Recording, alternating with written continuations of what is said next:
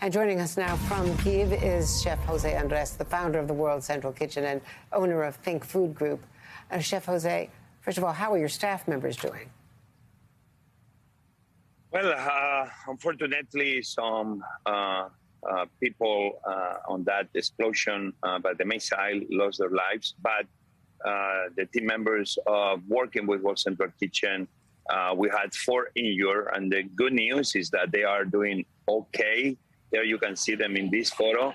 We were able yesterday to move the equipment that was safe to a truck, and we moved to another location, and everybody wants to start cooking from that restaurant partner. So if it's not today, it'll be tomorrow. Those men and women, they have the very big willingness to say, nothing is going to stop us. We are going to start cooking as soon as we can. But again, we were not hit directly, okay? It was a very big missile that hit the building across. And because the missile was so powerful, the destruction was massive.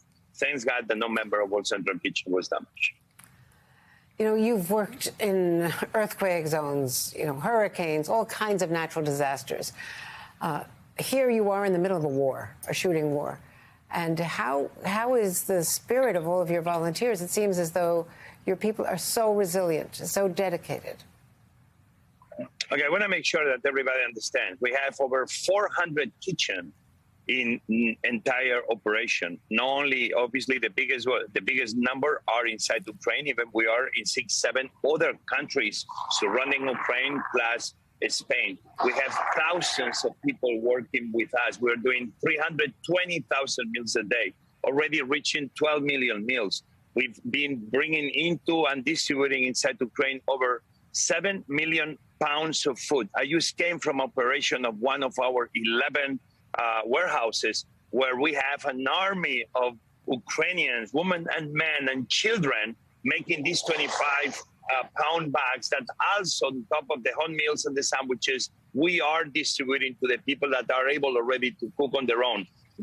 I'm very proud, because I feel one more person in this amazing group of food fighters, that they are making sure that anybody that needs food, especially those cities, those towns that were liberated, that were for more than 30 or 40 days under Russian invasion, that those people, until the supermarkets reopen, until the normal flow, the normal life, even under war, until everything goes back to normal, we will make sure that nobody will go hungry. I mean, it's just extraordinary. And as you point out, of course, in the neighboring countries, dealing with the refugees and feeding all the people who come over the border, of course, there are places like Mariupol where nobody seems to be able to get anything in. And we can only imagine, after more than a month, 6 weeks, 7 weeks, people must be starving there. Obviously, Mariupol is a big humanitarian disaster.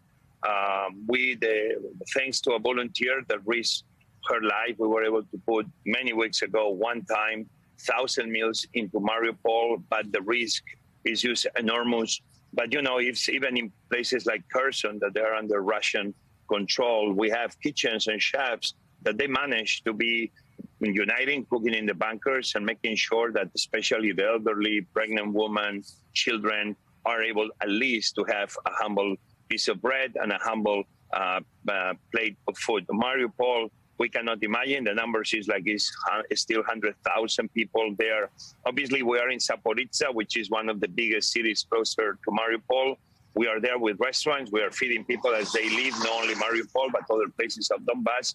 And I pray to God that is a truth made between Russians and Ukrainians, the United Nations, and that one day, maybe soon, we can go in quickly and try to bring the necessary food to those men and women that are going through much suffering. That's what we are here for, to make sure that we think ahead and that we are always ready to adapt to the situation. Today, I got reports that for the first time since the war began, more people crossed into Ukraine that left Ukraine. This is good news, but this is not so good news, because we have the mayors of some of the major cities saying, please don't come back yet. We're still at war. Please be careful in a lot of towns. If you go back, it's mines. Give us time to demine. Give us time to make sure that everything is safer. But this is the will of the Ukrainian people. They want to be in their country, not because they want to use enjoy life. They want to be here because everybody seems they have the mission of fighting the good fight. Yes, it's men and women in the front lines, but everybody else is doing something to take care of their fellow Ukrainians.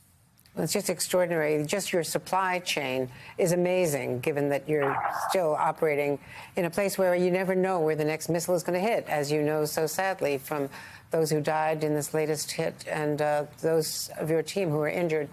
Stay safe. Many blessings to you during this Holy Week. Thank you so much, Chef Jose Andres. And let's pray for the people of Ukraine, all of us, and let's support President Zelensky and the Ukrainian people. Let's do it. Let's support them. The world is gathering, and the support, the outpouring is just extraordinary, symbolized by you and what your people are doing. Thank you again.